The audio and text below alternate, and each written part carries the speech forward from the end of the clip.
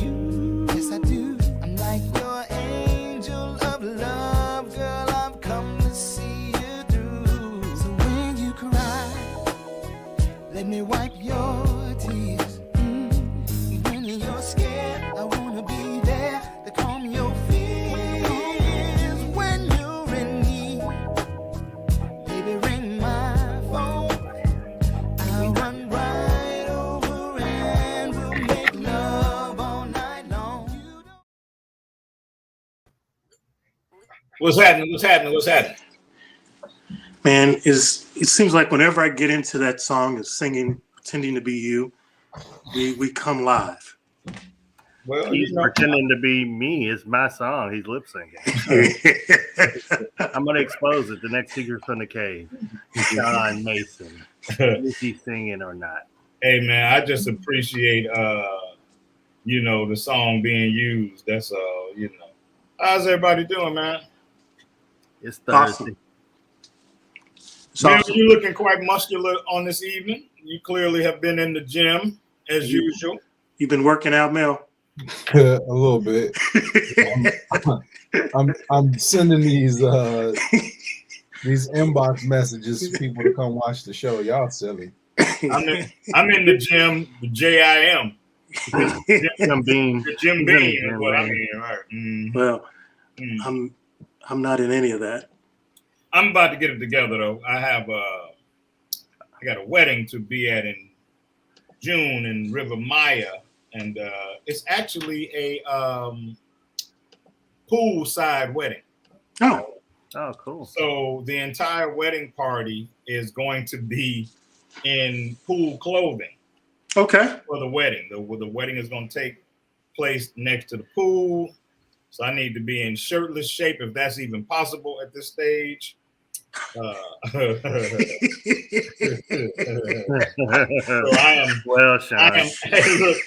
am bringing meds for the people that might get sick. And John, the producers asked me to deliver a message to y'all about, April and Virginia, that y'all might need to go on and lay off the fat and the alcohol because some of you are looking a little chunky. They didn't say who, but they asked me because they knew I was a respected voice in the room. That y'all might need to drop a few. I'm just saying, y'all might need to drop a few. Man, you know what? I looked at the scale today. I'm kind of surprised you said that. I look at it a lot. Yeah. I looked at it. Can we talk about something important, please? I was gonna say, is that dude drinking out of an Iron Man mask? Yeah. At first, I thought it was a Moscow Mule cup, but now I see. Okay. Hey, I made a new drink, Douce and ginger beer, and I call it Gin and Deuce. Well, I can't think of the name of the liqueur, but I add a liqueur to that. My friend Elise Buford calls it Frisky Whiskey. I can't think of the name of the liqueur I add. I should have done that tonight. But anyway, good to see you all, man. We do have an esteemed guest for the evening. He has been on the show before. First time. No, I thought he's been on before. Nope, first time. I thought in the green room he would have been on. Okay. Hey man, luckily I can say we blessed enough that we've done enough of these that I lose track sometimes, But anyway, I'm not gonna try to pronounce his last name. It looked a bit challenging. But production team, kick it. Bad man, son.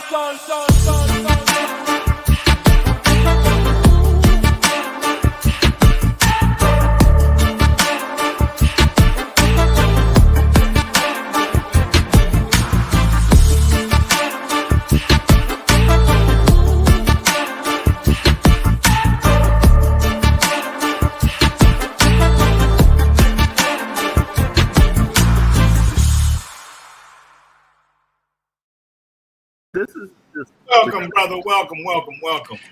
And best intros I've seen, Lionel. Man, that was dope. That was a really good introduction, man. I should have a suit and a tie on with that introduction. Hey, Lionel, it just dawned on me why I thought you had been on the show before. You're a co-author on the book, aren't you? Yes, sir. That's me. That's why I thought you'd been on the show. I'm like, I know his face too well, but that's because I've seen it every day for the last 2-3 weeks. When I look at the book, how you doing, man?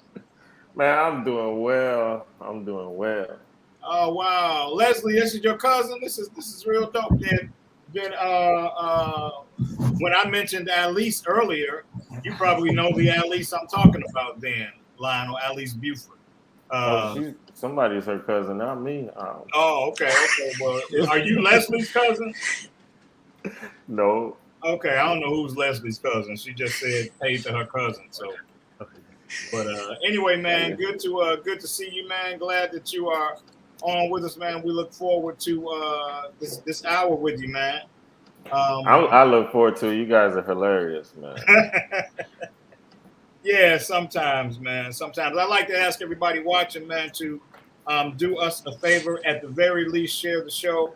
If you can go one step further and copy the link, copy the URL, and paste it into your social media platform, that would be even better for us. And I know Alice is your cousin, Leslie. I thought you were maybe okay. Never mind. That's your problem, Sean. You already lose track. That's your problem. That's one. Yeah, and then I'm drinking. Yeah. Focus. Yeah, he losing focus already. We know where the show is headed. The first 5 minutes. Topic number one.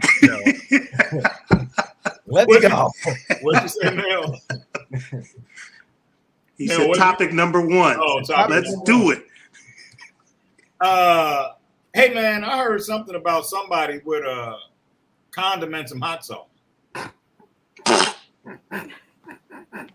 You wanted to come in hot, didn't you? Robert, that was good, Robert. Yeah, coming in hot. All right, come in with the sauce. If I'm gonna come in hot, I might have, might as well come in with the sauce.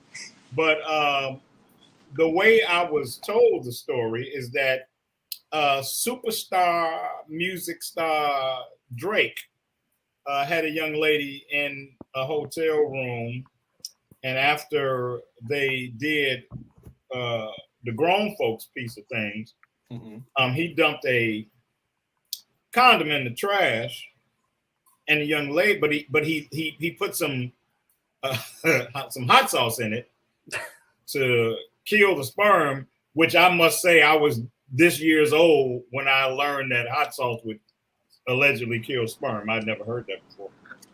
And the young lady went to use the bathroom, and I guess she got the condom.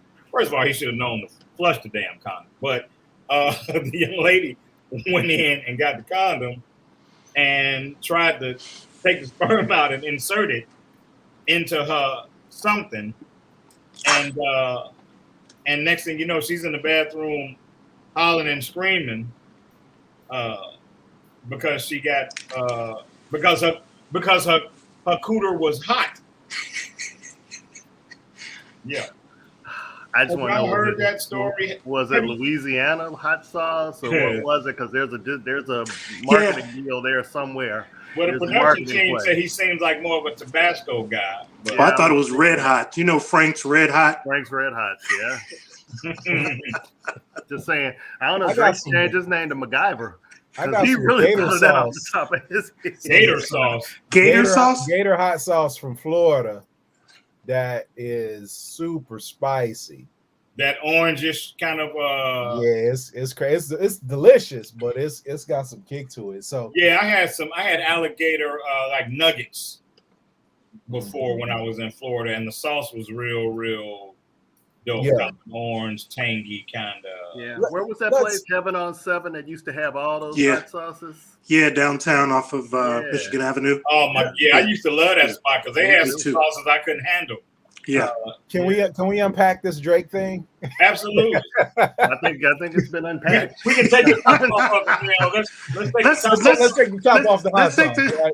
Let's just pop the bottle. Let's just bottle on the hot sauce. Let's do it. While you sweating. So I mean, there's a couple things at play here, right? What type of desperation do you have to be in to go and dig through a garbage can and knowing what you're doing to purposefully try to impregnate yourself by this celebrity, unless this is a publicity stunt. Well, Unless this is a publicity stunt. I blame B and Mary Jane. That show on BET. Remember that? I like B. I like B. Randy say keeping hot sauce in the car from now on. Or you just flush it. Yeah, you just flush it. Like, you know. This is the first time I'm hearing hot sauce did that. I'd never heard that. And if it was a publicity stunt, I hope he paid her for coming off as dumb as she does. If there are any medical professionals in the audience, can you please give us an opinion on that? If hot sauce actually kills?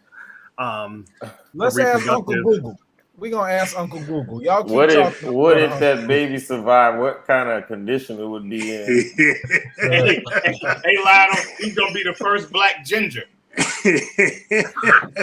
He don't look like a real spicy type of hot sauce type person. They probably have some Canadian hot sauce. It probably was mild. He was gonna be your complexion with red hair and freckles. What? That's what I'm anticipating. Yeah, that's, man, you know, I mean, I'm sure that there are some stories, especially that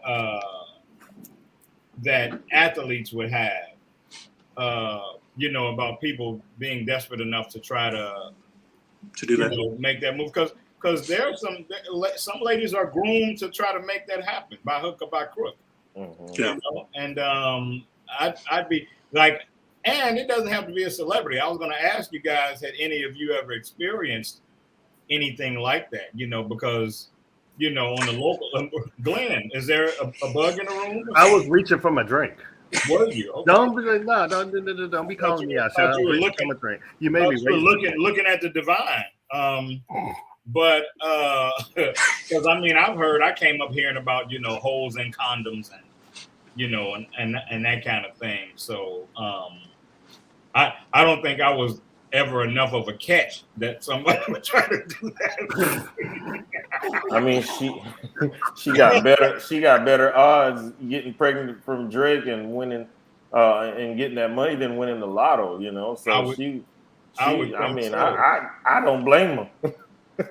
I would think so, man. I'm so glad that that's not my life, that, you know, you have to worry about, you know what I'm saying, somebody trying to do that to you because of who you are. She'll make sure I flush mine. She don't want no. Gwen Woody said, hot sauce does not kill sperm. You need a spermicide.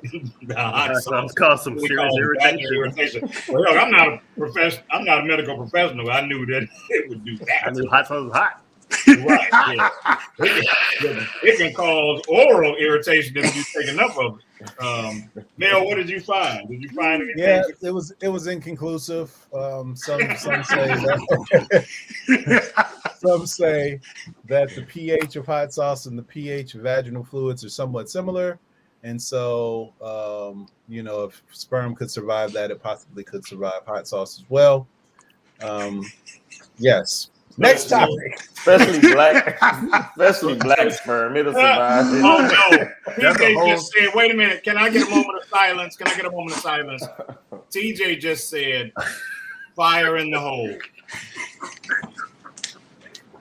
I need a moment to recover. That's true. That's a hell of a test tube, baby. Let me just say, if that happens, that's quite a mixture. Fire in the hole almost took me out. That was pretty clever. Hey man, but I really want to backtrack through that. Have you?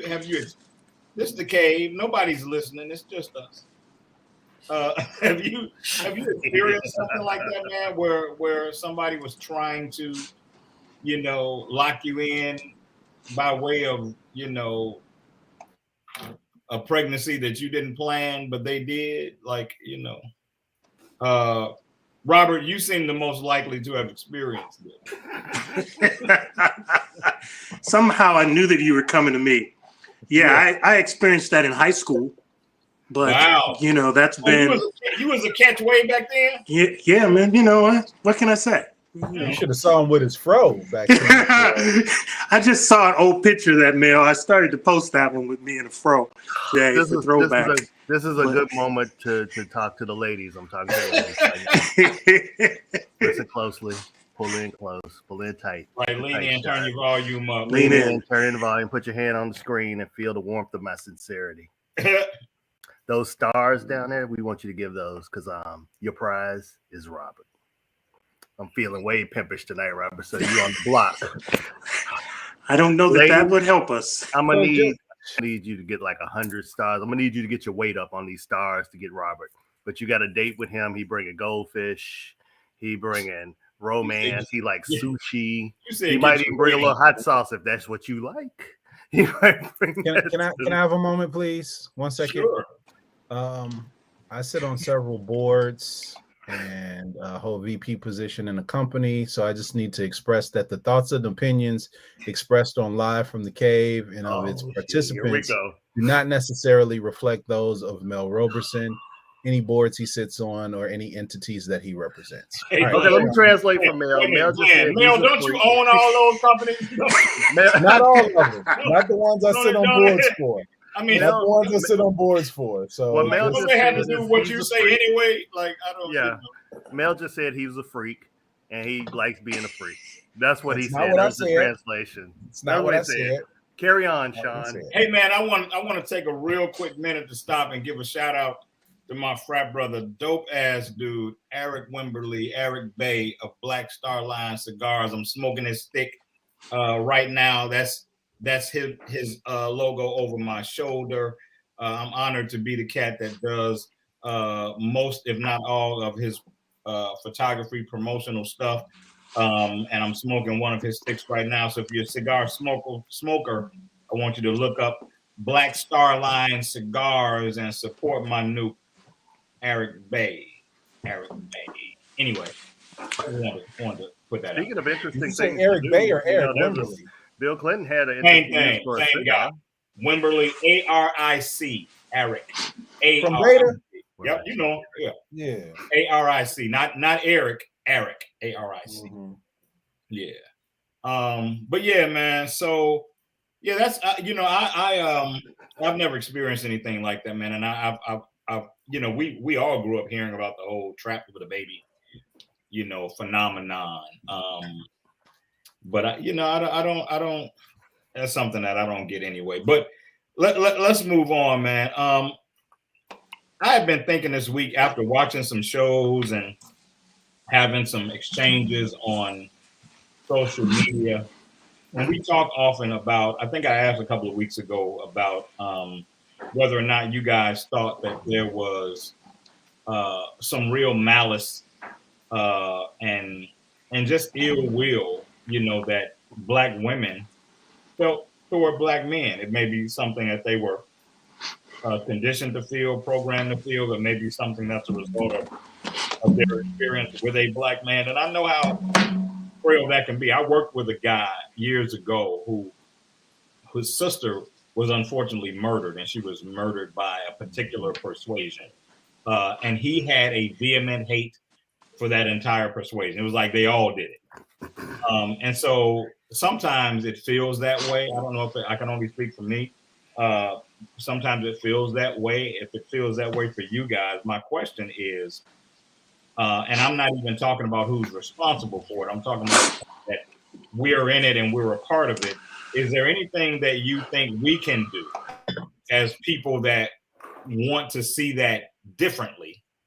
Is there anything that we can do to help turn that thing around? And Lionel, since you're so chocolate and handsome and quiet, I'm gonna ask you.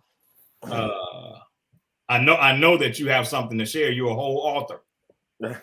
So let me know. You're talking about like the where you were mentioning earlier about the beef between Black men and Black women.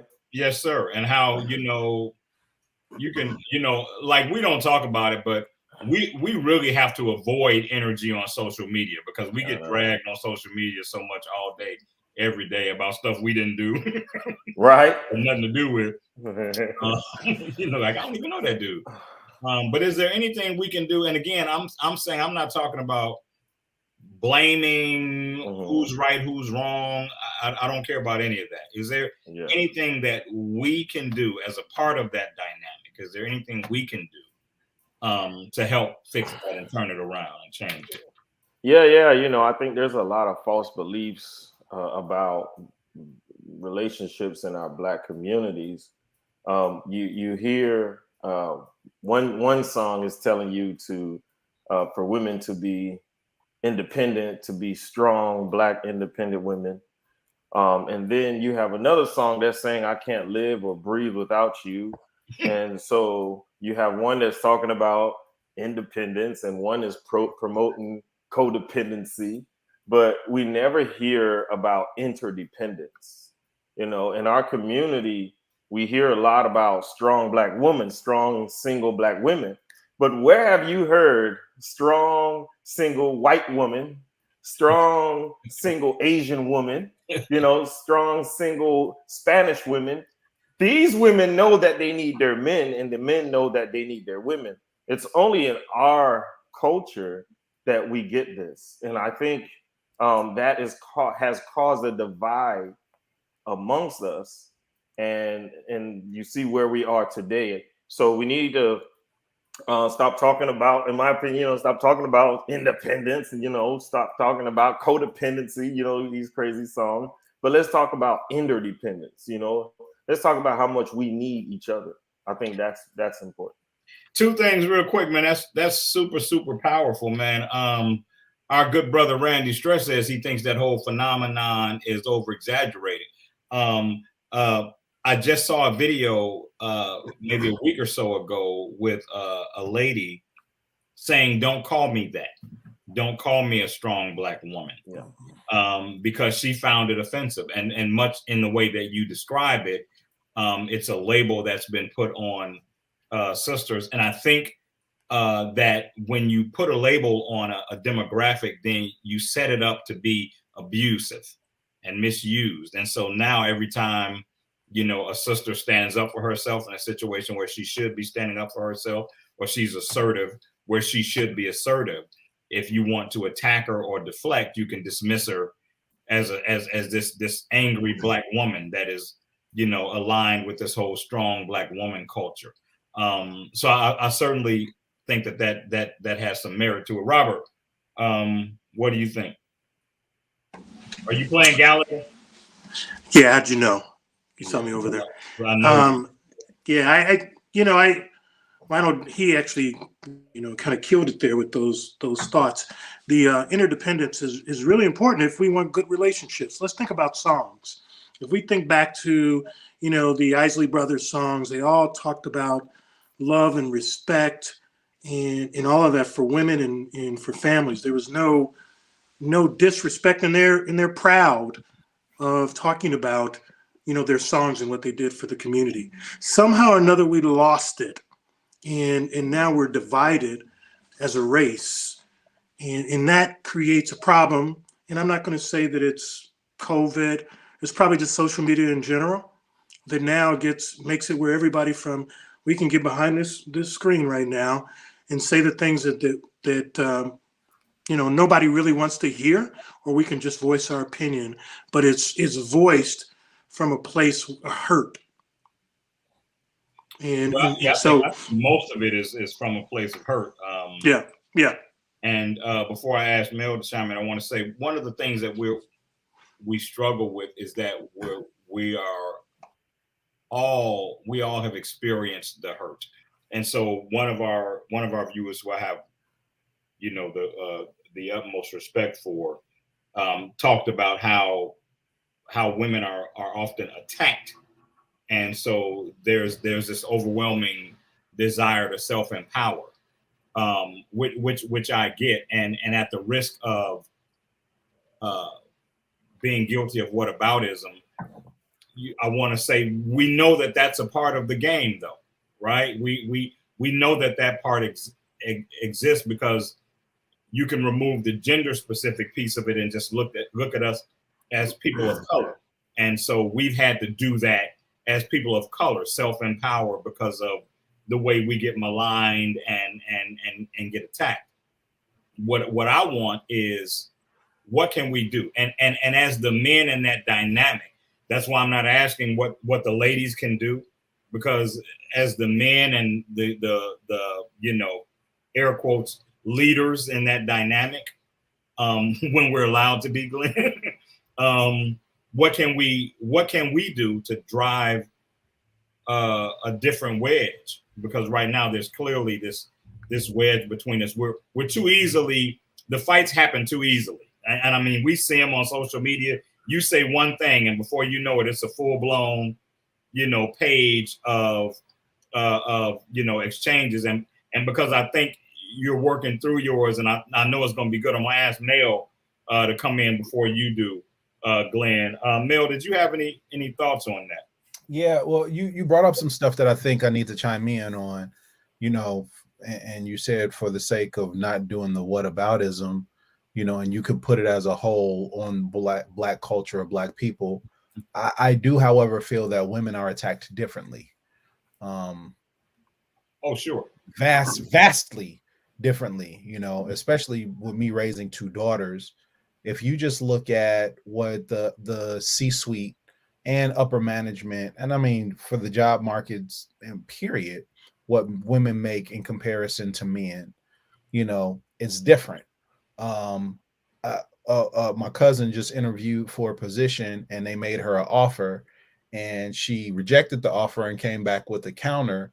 And the HR person was saying, I'm so glad she countered, because most women do not counter the offer, and they purposefully lowball them. That she couldn't tell her that, right? But they purposefully lowball them, right? So the attacks on women are different. And I think in a lot of situations that black women don't feel protected, and for reasons that are very valid, coming from inside of their own community. So that's one aspect of it. The second aspect of it, you were asking me something else.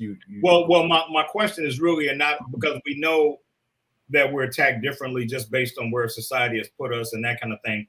I'm asking, what can we do? Like we're 5 conscious men who are aware of the problem, who are willing to eat our part of it, right? Because we know what it is. It's not about winning and losing. So we don't care if we have to take, we're Joe Frazier in this fight. We're more than willing to take 2 or 3 to get 1 on behalf of the sisters. What can we do to neutralize the divide that so tangibly exists between us? And is there anything? Is there anything we can do? I think a great place to start is asking them, right? What is it that you need help with? What is it that you would like to see? Where do you not feel protected? Where do you feel attacked? Right. Mm-hmm. And addressing those issues and being a true ally in some of those situations, because what I think winds up happening is, because it's not our experience, right? When they tell us stuff, and I'm speaking, this is a blanket statement. When they tell us stuff, we tend to either generalize or discount what they're saying because it hasn't been our experience, right? Right. Which I think is a problem that we have way past the genders. That's a human frailty. But we're talking about gender right now, right? So since we're talking about gender, let's stay there, because if we do that now, then it's the same thing when we're talking about our stuff and they say, well, it's not a man thing. It's we can remove the gender. In this particular moment, if we're talking about them, let's give them our undivided attention. And it's that type of stuff. And I know you didn't do that purposefully, right. I'm thanking you for it, but it's that type of stuff where we have to be super aware of listening to listen, listening to understand, yep, as opposed to already having a response or, comparing it to, or saying, well, this can be generalized as, and get where they're coming from. Even if we don't agree, sometimes the validation of that, of what they're saying, I hear you. I may not understand you, but I'm listening, is a great place to start. And sometimes we don't have that. Yeah. I hear you, I see you, all of those things, and then be consistent with that, the next steps with that. Mhm. Because women want to feel safe. And if there are women, we want to help them feel safe. And we have the opportunity to do it. At the risk of stepping outside of what I'm allowed to do, I'd like to ask the production team, because I think this is a really, really significant topic that needs a lot of unpacking. And so I'd like to ask the production team to provide an email address where our female viewers can send questions related to this topic, thoughts related to this topic, and then maybe next week or the week after, we can devote a show strictly to those questions and field them, so that at least what we're thinking and what we're feeling in response to that can be addressed. Does that seem like something fair to do? Mm-hmm. Because I'm ladies, if you're watching, that email address is on screen, info@intvchicago.com. Now, the reason that we don't do this typically is because there's a tendency for people to get a little personal, even sometimes get a little petty, with what they want to ask. I'm taking the hit for making that statement, but it's just the reality of what we've experienced doing the show. But I encourage you, because I see how fired up the question itself, the subject matter itself, has made a lot of the women that watch. So I'm really curious about hearing what you're thinking, and encouraging you to send those questions so that we can field them. Because the reality is we do have to work through the baggage that we experience from one another. And it's easy when that's not happening to speak to it. But when you're in the moment of that and you're in a heated exchange, it's a lot easier to lean on your normal instincts. And when you feel hit back. And one of the things I've always done in relationships is I'm not one for having these exhausting conversations, because I know that a lot of times 60% of the way in, the person stops listening and starts preparing their response. And that last 40% might be the 40% that makes a difference in the exchange. So I've actually been known to write a full-blown letter and sit next to my lady and ask her to read it. And that way there's no back and forth. There's none of that. You just get to read what I'm thinking, what I'm feeling. And then if you want to respond to it, then you can. If you want to table it, for a day or two and process it, you can. But I think that human frailty that exists when we're having the exchange, you feel hit, you want to hit back, and you don't have the patience to try to sort through it and say, okay, this is what they're feeling.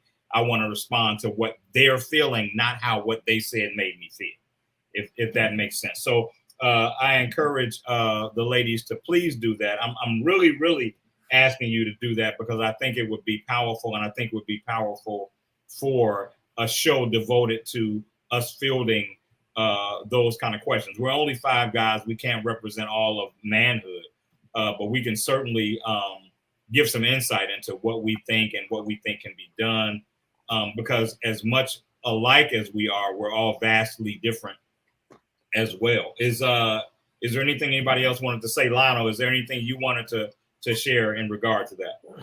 No, I totally agree with you.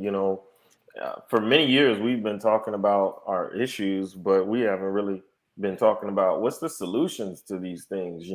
It's like we enjoyed many years of back and forth, arguing, fighting, some kind of, like we're getting some kind of thrill out of it, or, and it really doesn't solve anything. So I like that, you're asking about a solution. Now, what can we do to help? What can we do? And for me, I have 3 daughters and I have a wife. So, so I totally get what our women have been going through. My oldest is 20. So, you look like 20 yourself. And I listen, I had 2 daughters and their mom, and ain't nothing in our house but empty toilet paper rolls and naked baby dolls. Yeah. Yeah, Lionel, I think it's so.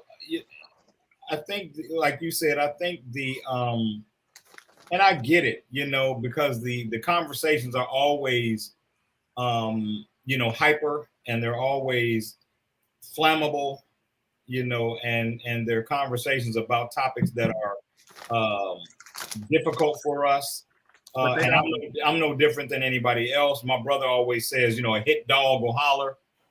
I remember very distinctly, man, when I would be exhausted at hearing the stories of all these men who had fathered all these children that they weren't taking care of with all these different women, and then feeling like I was paying the price for that, knowing that I didn't have no children, and none of that. And in that moment, I was able to say, I have to give them their reality.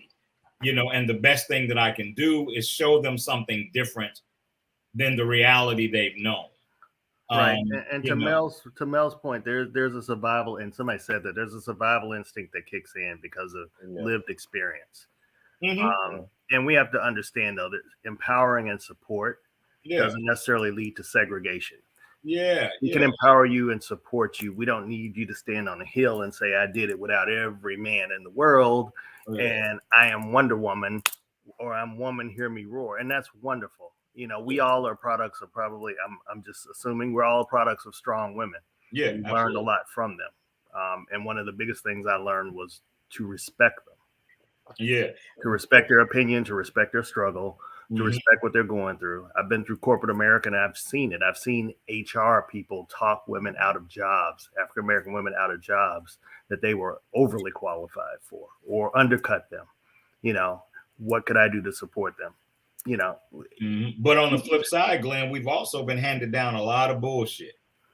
And we have to be brave enough. You know what I'm saying? We have to be brave enough to work through that bullshit. We have to be brave enough to look at it and say, hey, that may have been what they thought was right. They may have been what they thought was functional. Yeah. But in a more educated space, in a more enlightened space, I understand that this was not good advice. Right. But you have to elevate your discussion. You have to elevate your circle. You have to elevate your thinking. You really have do. to understand that it's not an I proposition. It's an us proposition. It's interdependency, like Lionel said. It's not I'm the one that's doing all. I thought that was beautiful. The whole codependency, interdependency thing, was beautiful to me. And it's not us mansplaining and trying to fix the problem either. We need to understand that everybody's not trying to mansplain or fix your problem either. Sometimes we just want to understand the problem, and sometimes we don't understand it because you're so pissed off at everybody else until we don't know. And usually when I try to paint that picture, what I do is paint it from a man's perspective so that women don't think I'm trying to speak for them. But in this situation, I look at, Bud from the old Cosby Show.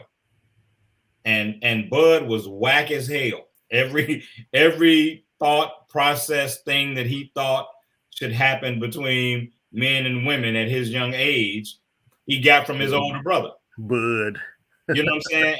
And I thought that was so poignant because it speaks to the fact that this stuff is handed down to us from somebody that we may trust, somebody whose opinions we value, and they wrong as hell, but we value them. And so we adopt them and take them on, not really sorting through the fact that they're dysfunctional and they're damaging. And so Bud, because he trusted and loved his brother and thought his brother was the bee's knees, received all this primitive, archaic Neanderthal thinking that his brother had because he trusted him. And so I think that probably happens a lot with ladies as well, in terms of you don't need no man for this, you don't need no man for that. You get pregnant, you can do that without him.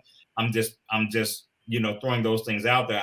I'm not trying to speak for women. I'm saying this is what I suspect happens because of what I know happens on our side, if that makes sense. So yeah, and then too, a lot of times also when I see like I see our women getting advice from these rappers, you know, in relationships, and I'm like, hold on, bro.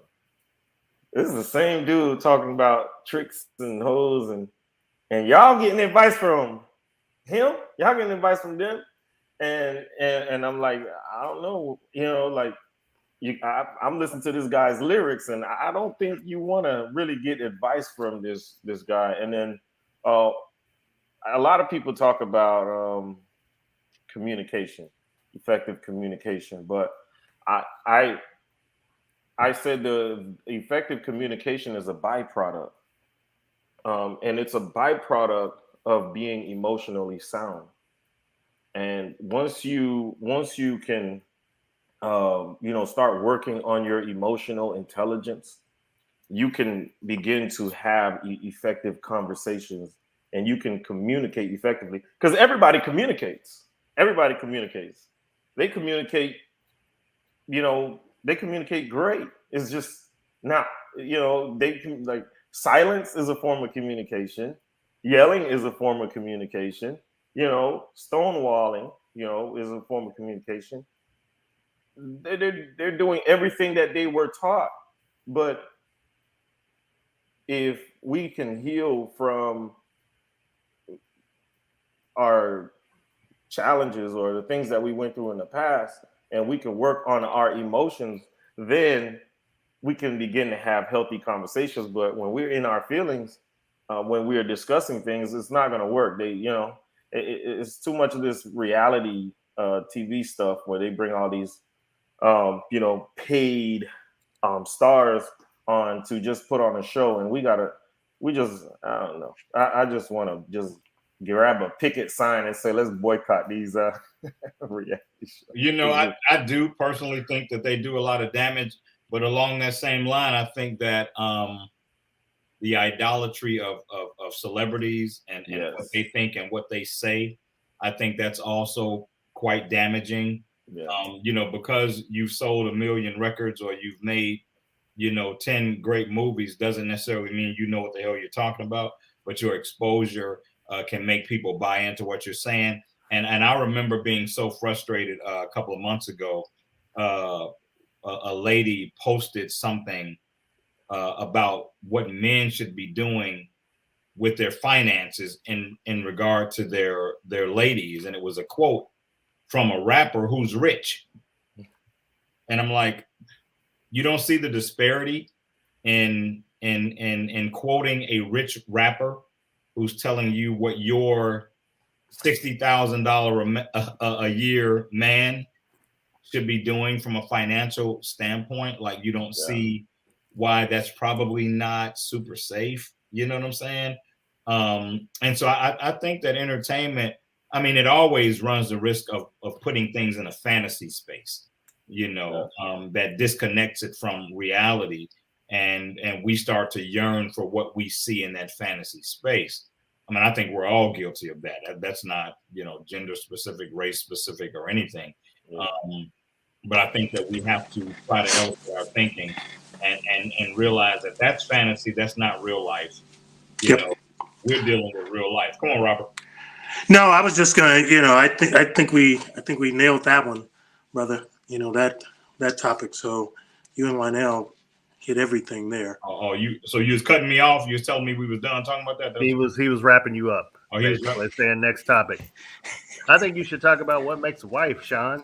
That was a fun topic this week for you. Well, I'm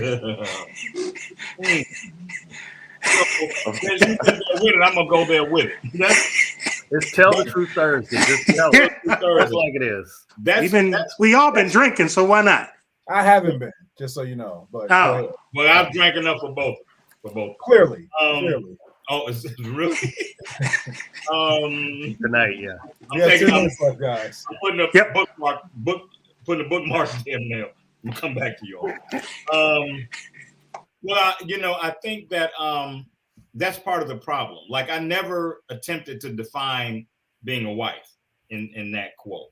And that's kind of what I mean. When we feel triggered, we take it, we don't respond to the statement that was made or the question that was asked. We respond to how it made us feel.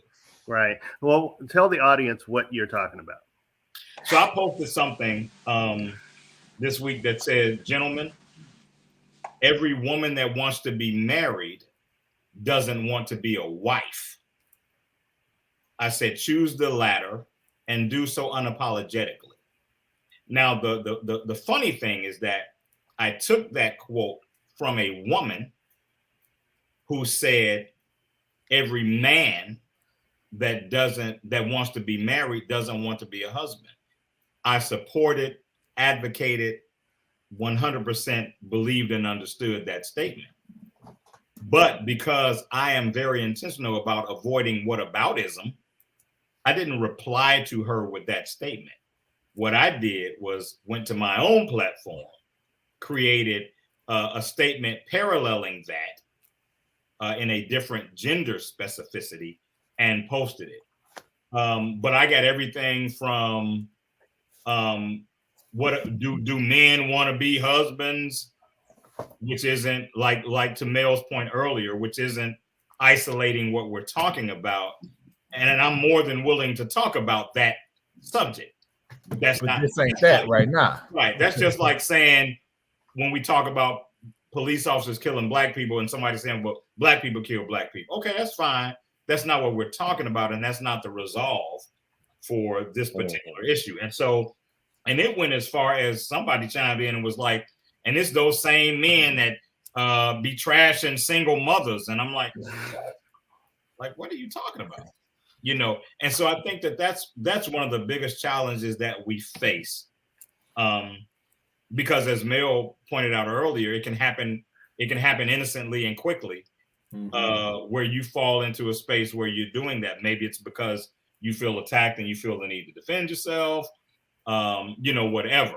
But yeah, so, and of course, Robert, in a rhetorical battle, I'm not one to back down because I feel well equipped. So, when I started fielding the fears that were coming at me, I was ducking and throwing them back, You're a good counterpuncher. The reality is, Glenn, I don't even think that I'm a good counterpuncher. It's that, believe it or not, I'm sincere.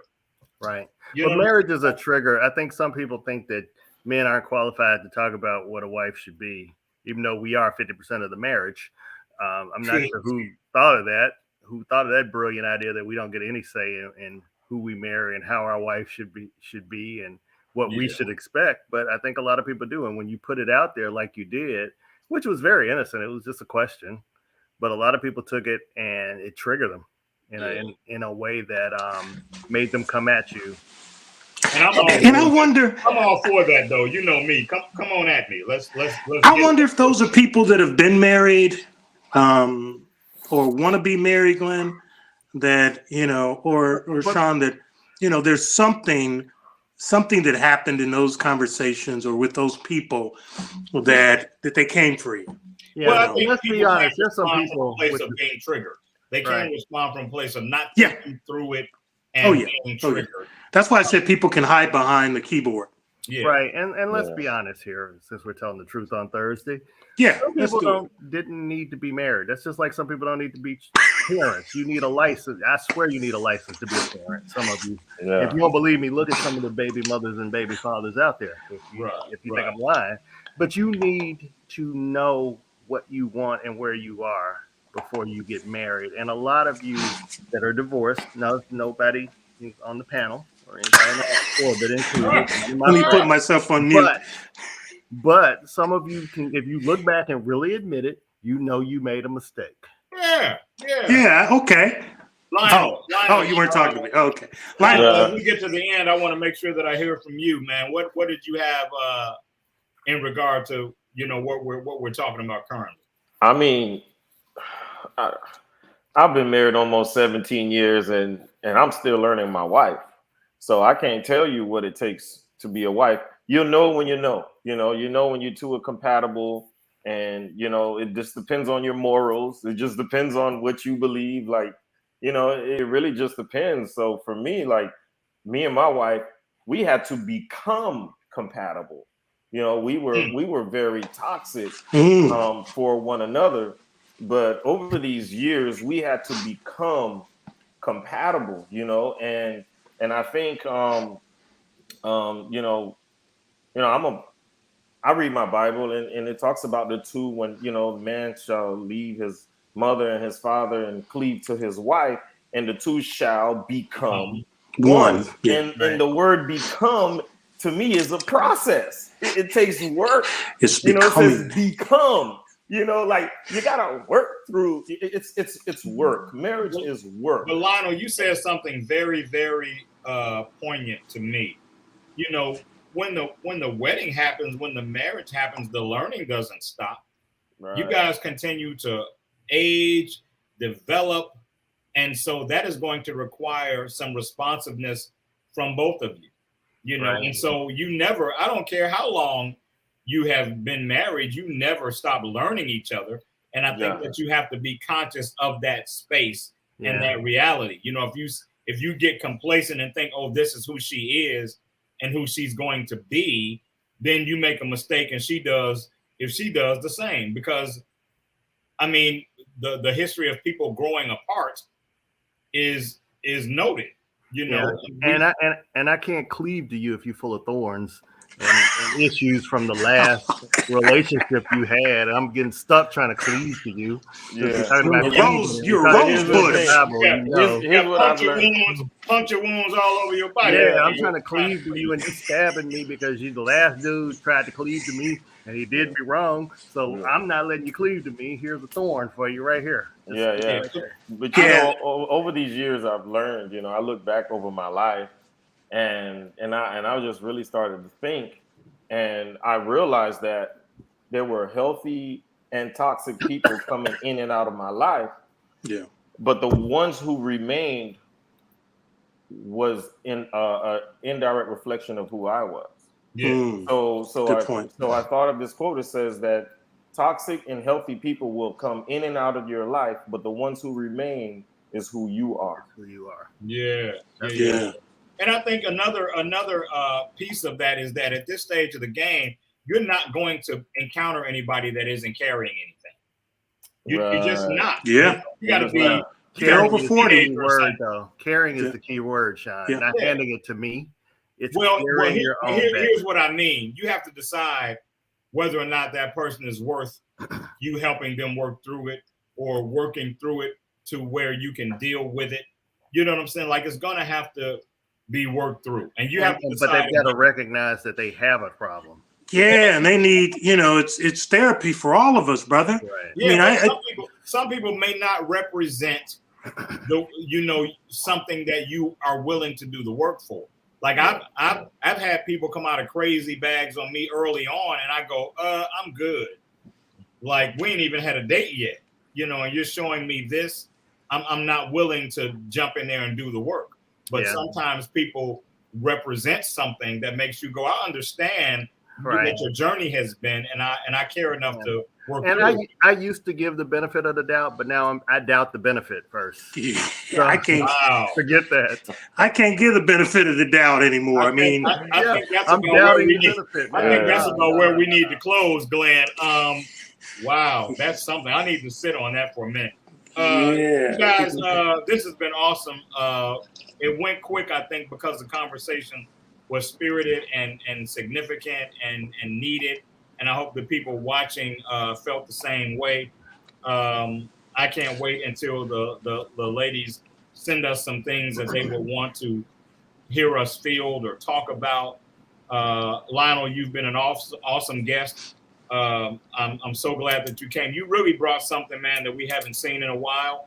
And I appreciate you for that. I'm going to ask you not to leave when we check out. We're going to go back to the green room and wrap up. Everybody watching, I hope you enjoyed this show. I hope it's more than listening to something that you can agree with, but an understanding that everybody has a different thought process, and it's those things that we have to somehow figure out how to coalesce and get together and make work together. So I've enjoyed all you guys and enjoyed all your contributions. I hope you've enjoyed mine, whether you agree with it or not.